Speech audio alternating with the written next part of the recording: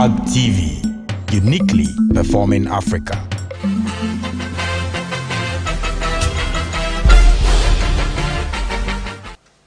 It's another wonderful and exciting edition on Beyond the Ordinary with me, Priscilla Kutu. And still on our series, Winning in Rough and Tough Times, we are going to discuss tough times, call for change in approach with our one and only Mr. Absalom Ni Ayi Ayete. Welcome, sir. Thank you, madam. You're looking great today. Thank you very much. Okay. You also look the same. Thank you. Like a barrister at law. Thank you very much. Okay, before we get straight into the conversation, let's take a short break. I'll be right back.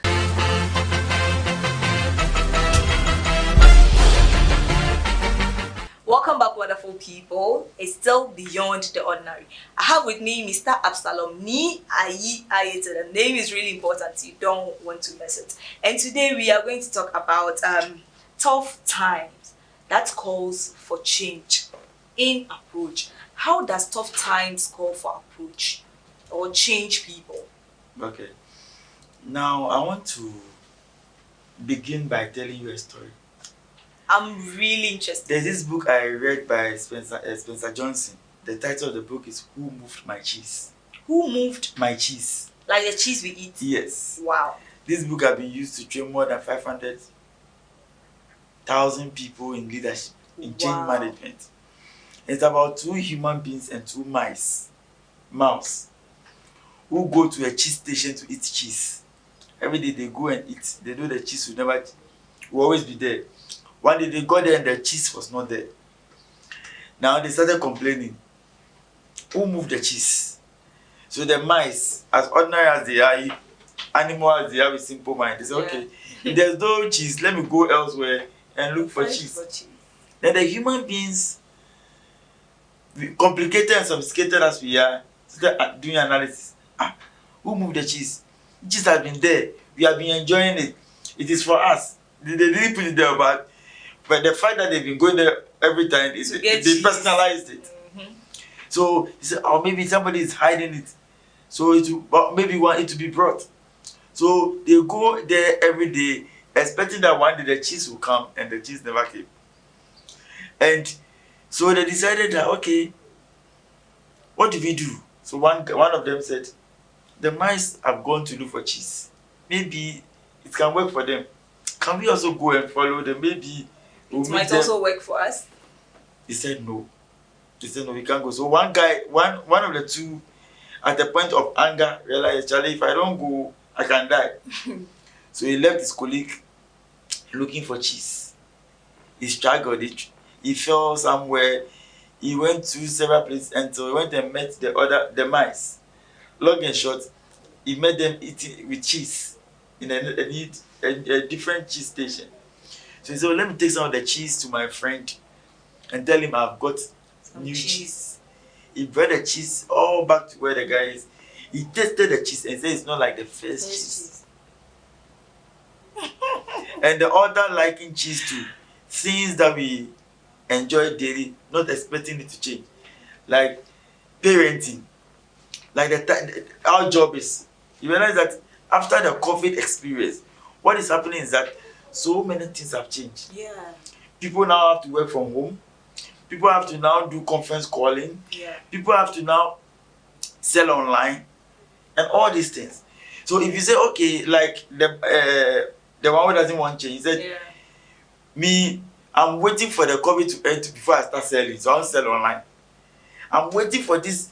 If this is how we knew it, and we shall forever do it the same way. So many of us end up not succeeding because we find it difficult to change. Are you getting it? So from the story, you can see that, yes, you can't control what happens to you, but you can control your response. So the mice realize the cheese is gone. What do? I can't bring the cheese back. So I have to go and look for cheese elsewhere. And that is the problem of humanity. Even though the situation at hand is not comfortable, even though the cheese you got from the new place isn't as tasty as the ones you've been eating always, you still have to adjust, because definitely it's there is change. So you Yes. don't expect everything to be in the normal way. So how can one adjust to that situation? It's like somebody goes to, you leave one job to another job, and you expect everybody to treat you like your previous job was treating you. Or you move from one relation to a new relation, you expect a guy to treat you like How your ex was treating you. So you are with Kofi, but mentally you are with Kwame. And you can't enjoy. Yeah. Because you are living in shadows. Yeah. Are you getting it? Yes. So the Bible says, it said, therefore be ye transformed by the renewing of your mind, that then you can taste that good and acceptable will of God. Sure. Many people are not tasting good things they must enjoy because they are living in their Past. You don't want to accept the change at hand. Yes. Even though sometimes, let's say, maybe working from the house wouldn't be as comfortable as working at your office or maybe at where you used to work, but you just have to try and adjust. Is that what Of course, because that is change has come. And we must all embrace the new change. system, the new process and everything. Because when change comes, like you were saying, new process, it comes with new procedure. Now, what is happening when it comes to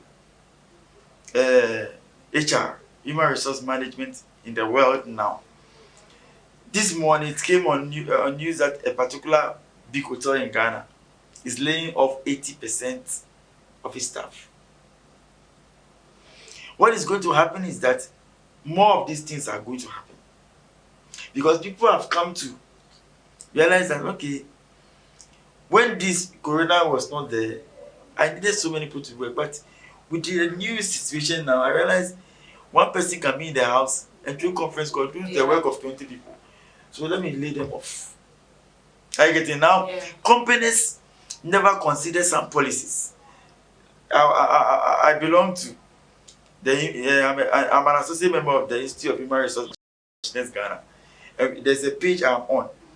Alisa Hotel and HR is there. And most of these big companies, HR, we are on the same page. And now what is happening is that now they are considering policy for working at home. Most people never had it. That's nice. So somebody asked, so now if I'm working at home and I'm sick, do I still take sick leave or because I'm home? So now thinking is coming. Yeah. I get it. The new processes are coming now. If I want to approve a financial deal and now we can't meet, what policy should go into what should be the procedure? So this situation has come to shake our systems. Yeah, to change have our come way to of change thinking. our culture. Yeah. So now what we do is that most companies now, I know companies that every morning they do conference or call. Either they use the conference call app or they use the Zoom. Okay. And one app I know, they can host our 400 people in the meeting. So now companies are now using their morning meetings are done online. So if you work for such a company, you're not ready to be change or adjust computer ICT savvy. Yeah. You can't work. That is very then interesting. You can't work. Hello viewers, this is really getting interesting here. I'll be right back.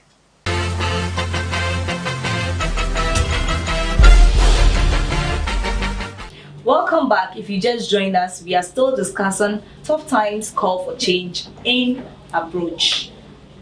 And okay, Mr. Absalom, let me ask this question. How can someone fight for change in this situation or in these times?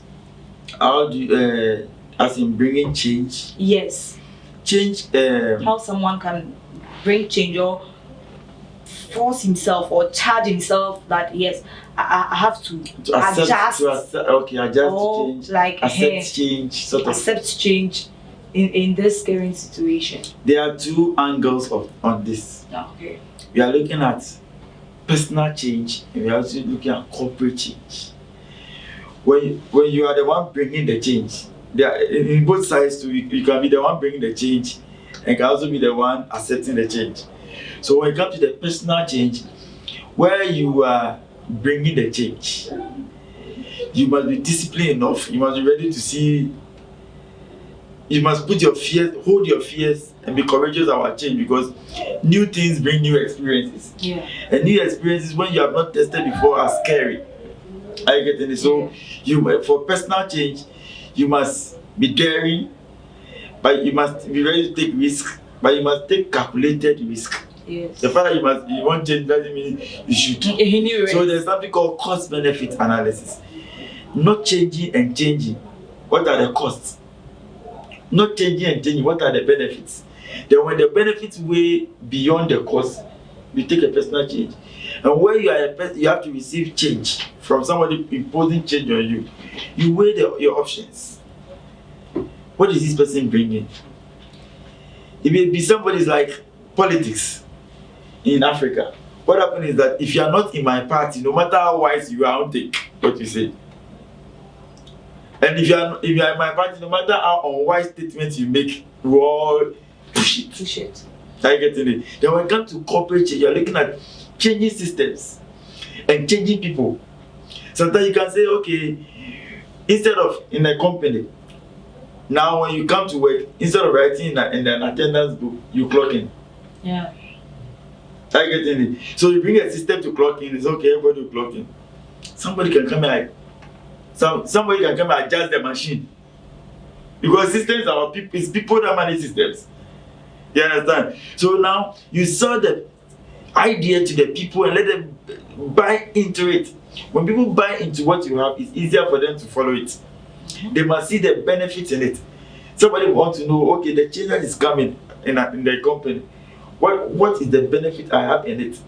People don't care how much you know until they know how much you care. Yeah. When they get to know that what you have is something which will benefit them, they'll follow it. Sure. You don't force people to change, because you can't change any human being. Okay, on that note, how do you see if someone is prepared or equipped or ready for a change? They want to try and make a mistake.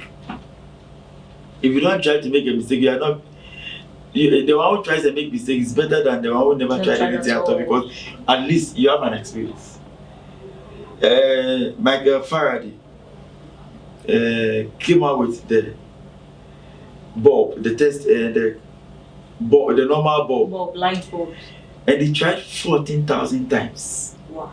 And at the end of the day, when he discovered the bulb, he said they have found 14,000 ways by which things will not work, and one way by which it works.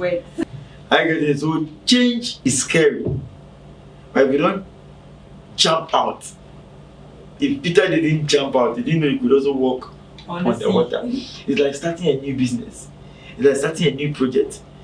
Especially when you have heard that people tried and they failed. So when you heard people have tried and they failed, you are scared. So somebody said something that what you know can limit what you can know.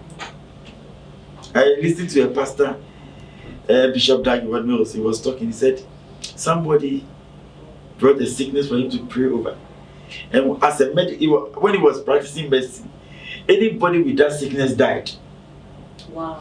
Now it is being brought to you to pray. That is the person, and you know what you know is limiting what you can experience. So now the person realized that the pastor's faith was going down. Yeah. So it was the person who encouraged and said, pray for me, I have faith, I'll be healed. Yeah. And when he did it, it happened. that is really wonderful. So what does it take for someone to embrace change in his or her life? I believe that it takes sacrifice. You must be ready to let go, because somebody said if you don't release what you have, you can't realize something new. I get it's like even your past. He said if you can't release your past, you cannot realize your future. You must release to realize if you want to. And it takes sacrifice. Sure. Yeah. You must release to realize. In the typical African culture, said if you don't live a bad marriage, you can't get. How did they say it? The tree? So you must be ready to embrace it. And people believe in change, but they fear change. You change them. They fear people who, like somebody suffering from a bad relationship. Then the relationship is bad, but you look at, if I come out of the relationship, what will people say? Sometimes the voice around prevent us from listening to the voice within. And the voice within most of the times is the voice that is leading us to change.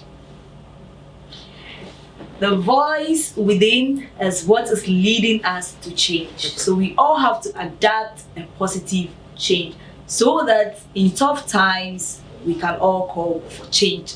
And change also, before someone can change, you have to sacrifice. And that sacrifice is what we all need. Thank you very, very, very much for joining us on this segment. We hope to see you next time. Thank you for having me. You're welcome.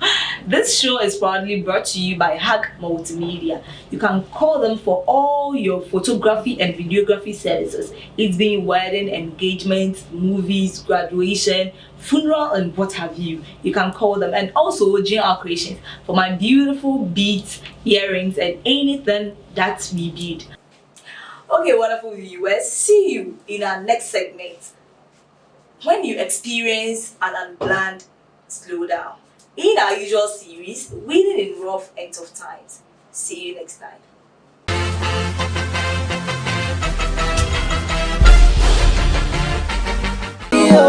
You know be me boy, I do be Jehovah. Yeah.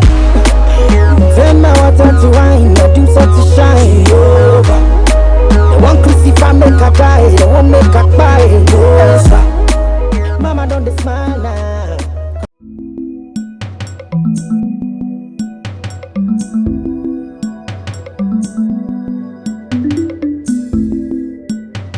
Hug TV, uniquely performing Africa.